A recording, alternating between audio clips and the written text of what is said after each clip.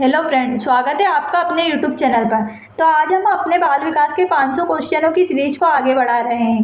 तो आप सभी सबसे पहले हमारे चैनल को सब्सक्राइब जरूर कर लें ताकि नोटिफिकेशन सबसे पहले आपके पास पहुंचे।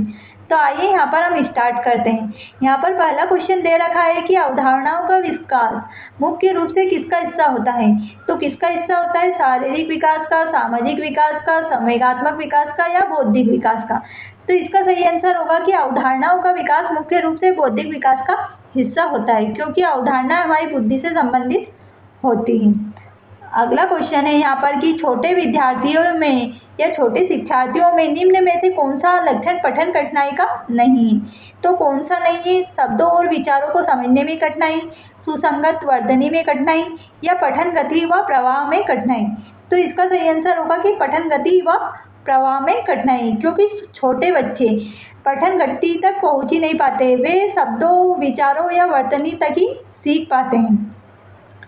अगला क्वेश्चन है कि भारतीय समाज की बहुभाषिक विशेषताओं को रिक्त स्थान के रूप में देखा जाना चाहिए। तो हमारे समाज में जो बहुभाषिक विशेषताएं मतलब बहुत सी भाषाएं, उनको किस रूप में देखा जाना चाहिए। तो इसका सही आंसर होगा कि विद्यालय जीवन को समृद्ध बनाने के संसाधन के रूप में उन्हें देखा जाना चाहिए। अगला क्वेश्चन है कि पुरुष स्त्रियों की अपेक्षा ज्यादा बुद्धिमान होते हैं। तो सही हो सकता है, बुद्धि के विभिन्न पक्षों के लिए सही है या लैंगिक पूर्वाग्रह को प्रदर्शित करता है। तो इसका सही आंसर होगा कि यह लैंगिक पूर्वाग्रह को प्रदर्शित करता है, क्योंकि यह पुरुष व स्त्री में भेदभाव बता रहा है। यह क्वेश्चन बहुत ही इंपॉर्टेंट है, यो मतलब हर एग्जाम में यह क्वेश्चन पूछा ही जाता है।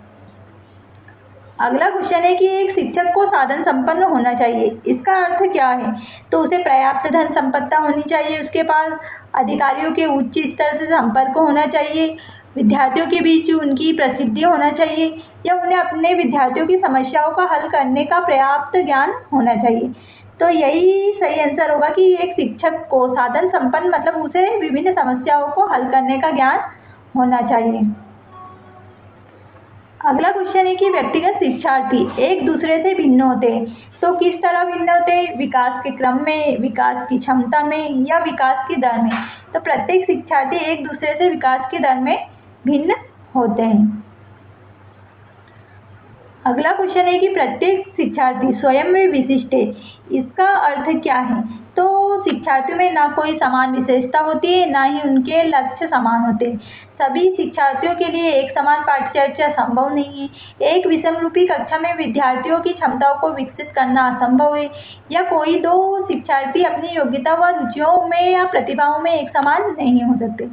तो इसका यह आंसर गलत है, लेकिन यह आंसर सही होगा कि प्रत्येक दो विद्यार्थी अपनी योग्यता या प्रतिभाओं में एक समान नहीं हो सकते। इसका यह आंसर सही होगा कि प्रत्येक शिक्षार्थी स्वयं में विशिष्ट है। इसका यह आंसर सही होगा लास्ट वाला। अगला क्वेश्चन है कि आकलन को उपयोगी व रोचक प्रक्रिया बनाने के लिए रिक्त स्थान के प्रति सचेत होना चाहिए। तो किसके प्रति सचेत होना चाहिए? तो इसका सही आंसर होगा कि शैक्षिक व शैक्षिक क्षेत्रों में विद्यार्थियों के सीखने के बारे में जानकारी प्राप्त करने के लिए विविध तरीकों का प्रयोग करना। अगला क्वेश्चन है कि बच्चों का मूल्यांकन होना चाहिए। तो बच्चों का मूल्यांकन कैसे होना चाहिए? गृह परीक्षा द्वारा, लिखित व मौखिक परीक्षा द्वारा, सतत या व्यापक मूल्यांकन। तो इसका सही आंसर होगा कि बच्चों का मूल्यांकन होना चाहिए, सतत व व्यापक मूल्यांकन होना चाहिए।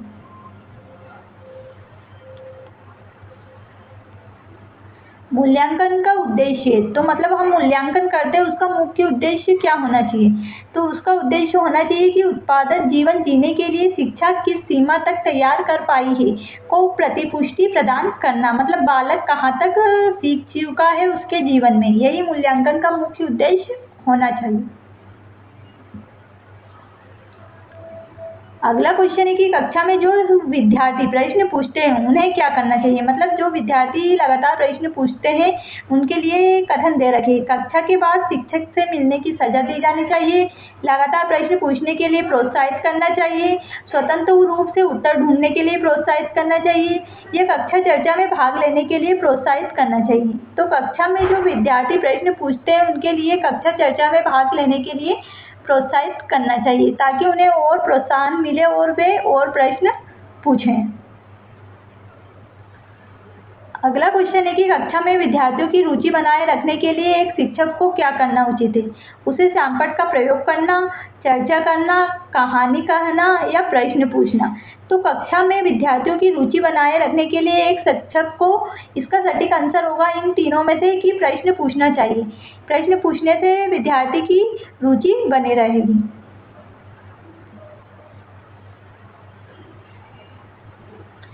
अगला क्वेश्चन है कि दबाव को कम करने एवं परीक्षाओं में सफल होने के लिए क्या आवश्यक है। तो इसका सही आंसर होगा कि दबाव को कम करने और परीक्षाओं में सफल के लिए क्या आवश्यक है। तो कम अवधि की परीक्षाओं में अंतरण, मतलब कम अवधि की परीक्षा जो बार बार होती है उनमें अवधान मतलब उनमें अंतर करना चाहिए और साल में 1 या 2 बार ही होना चाहिए। अगला क्वेश्चन है कि एक शिक्षक प्रश्न पत्र बनाने के बाद यह जांच करता है कि क्या परीक्षण के विशेष उद्योगों की परीक्षा ले रहा है वह मुख्य रूप से प्रश्न पत्र रिक्त स्थान के बारे में चिंतित है। इस क्वेश्चन में यह दे रखा है कि एक शिक्षक प्रश्न पत्र तैयार करता है तो वह उसमें क्या देखेगा। वैधता, संपूर्ण विषय वस्तु को शामिल करना, प्रश्नों के प्रकार या विश्वसनीयता। तो इसका सही आंसर होगा कि वह संपूर्ण विषय वस्तु को शामिल करना या देखेगा कि उसने प्रत्येक पाठ को उसमें शामिल किया है या नहीं। अगला क्वेश्चन है कि विवेचनात्मक शिक्षा शास्त्र का ध्यान विश्वास है कि। तो इसका आंसर होगा कि विद्यार्थी या शिक्षार्थियों के अनुभव प्रत्यक्ष व महत्वपूर्ण होते हैं। अगला क्वेश्चन है कि वाइगोत्स्की की बच्चों को सीखने में निम्न में से किस कारक पर महत्वपूर्ण भूमिका पर बल देते थे। तो वाइगोत्स्की किस पर बल देते थे यह पूछा गया है। तो वह सामाजिक कारक पर बल देते थे। अगला क्वेश्चन है कि एक शिक्षिका अपने आप से कभी प्रश्न के उत्तर नहीं देती, वह अपने विद्यार्थियों को उत्तर देने के लिए समूह चर्चाएं, सहयोगी अधिगम अपनाने के लिए उत्साहित करती है। तो वह रिक्त स्थान के सिद्धांत पर आधारित है। तो यह किस पर आधारित है। अनुदेशात्मक सामग्री या उचित संगठन पर, अच्छा उदाहरण प्रस्तुत करने या भूमि प्रतिरूप पर, सीखने की तत्परता पर या सक्रिय भागीदारी पर। तो वह सक्रिय भागीदारिता पर बल दे रही है ताकि प्रत्येक बच्चा उसकी कक्षा में भाग ले और उनके प्रश्न का उत्तर दे। अगला क्वेश्चन है कि राज्य स्तर की एकल गायन प्रतियोगिता के विद्यार्थियों को तैयार करते समय एक विद्यालय लड़कियों को ही बल देता है। तो यह दर्शा रहा है। तो यह क्या दर्शा रहा है। तो वह यह लैंगिक पूर्वाग्रह को दर्शा रहा है कि वह सिर्फ लड़कियों को ही बल दे रहा है, लड़कों को नहीं दे रहा है। तो यहाँ पर भेदभाव दिख रहा है। जब बच्चा फेल होता है तो इसका क्या तात्पर्य है। तो बाल विकास में जब बच्चा फेल होता है तो इसका तात्पर्य क्या माना गया है कि बच्चा पढ़ाई के लिए योग्य नहीं है, बच्चों ने उत्तरों को सही तरीके से याद नहीं किया है, बच्चों को प्राइवेट ट्यूशन देने की आवश्यकता है या व्यवस्था फेल है। तो इसका आंसर सही माना है कि व्यवस्था फेल है।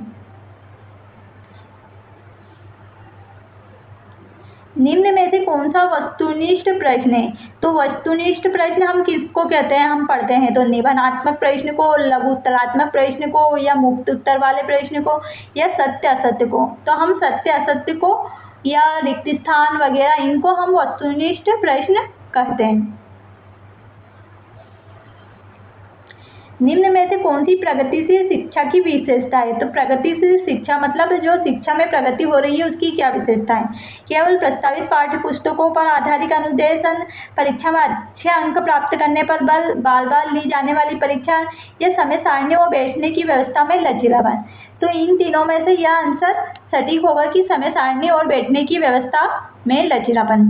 बाल विकास में अगर कोई क्वेश्चन समझ में नहीं आ रहा हो तो जो क्वेश्चन सबसे अच्छा सटीक दे रखा हो वही सही आंसर होता है। अगला क्वेश्चन है कि पियाजे के संज्ञानात्मक विकास के चरणों के अनुसार इंद्रिय भ्रामक अवस्था के साथ संबंधित है। तो इंद्रिय भ्रामक मतलब यहाँ पर 0 से 2 वर्ष की अवस्था के बारे में बताया गया है। तो वह अनुकरण और मानसिक निरूपण से संबंधित होगी क्योंकि इसमें बालक सबसे छोटा होता है।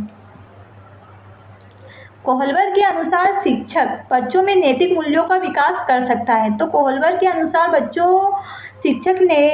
शिक्षक बच्चों में नैतिक का विकास कैसे कर सकता है, जैसे कि कैसे हल किया जाना, इस पर कठोर निर्देश देकर, धार्मिक शिक्षाओं को महत्व देकर, व्यवहार पर स्पष्ट नियम बनाकर या नैतिक मुद्दों पर आधारित चर्चाओं में उन्हें शामिल कर। तो वह नैतिकता को नैतिक मुद्दों पर आधारित चर्चाओं में शामिल कर सकता है।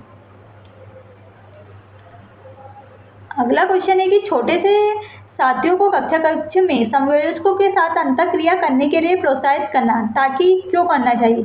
शिक्षक कक्षा कक्ष को बेहतर तरीके से नियंत्रित कर सके, वे एक दूसरे से प्रश्नों के उत्तर सीख सके, पाठ को बहुत जल्दी से पूरा किया जा सके, ताकि वे पढ़ने के दौरान सामाजिक कौशल भी सीख सके।